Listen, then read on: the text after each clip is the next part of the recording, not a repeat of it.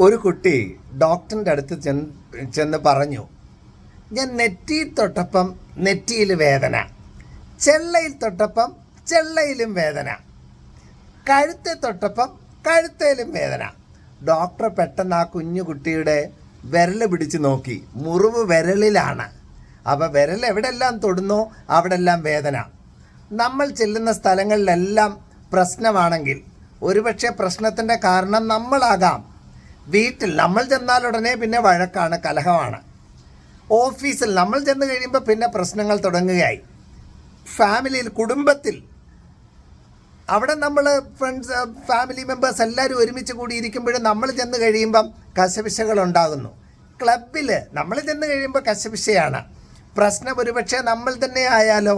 മാറ്റം നമ്മളിൽ നിന്ന് തുടങ്ങണം. നമ്മൾ എവിടെ ചെന്നാലും ഒരു പോസിറ്റിവിറ്റിയുടെ, നന്മയുടെ, സ്നേഹത്തിൻ്റെ അടയാളമായിട്ട് മാറണം. രണ്ട് പോസിബിലിറ്റിയാണ് നമുക്ക്. എവിടെ ചെന്നാലും അവിടെ ഒരു ബ്ലെസ്സിങ് ആകാം, അല്ലെങ്കിൽ എവിടെ ചെന്നാലും അവിടെ ഒരു കേഴ്സ് ആകാം, ശാപമാകാം. നമ്മൾ എവിടെ ചെന്നാലും അവിടെ സന്തോഷത്തിൻ്റെയും സ്നേഹത്തിൻ്റെയും പോസിറ്റിവിറ്റിയുടെയും ഒക്കെ ഒരു അടയാളവും സാന്നിധ്യവുമായി മാറാനായിട്ട് ആത്മാർത്ഥമായിട്ട് പരിശ്രമിക്കാം. കുഞ്ഞു കുഞ്ഞു ചിന്തകൾ ഇഷ്ടപ്പെടുകയാണെങ്കിൽ മറക്കാതെ ഷെയർ ചെയ്യണം, സബ്സ്ക്രൈബ് ചെയ്യണം എന്ന് സ്നേഹപൂർവ്വം ഓർപ്പിക്കുന്നു. ഒരു ലൈക്ക് അടിക്കാനും ഓർപ്പിക്കുന്നു. നല്ല ആശംസകൾ.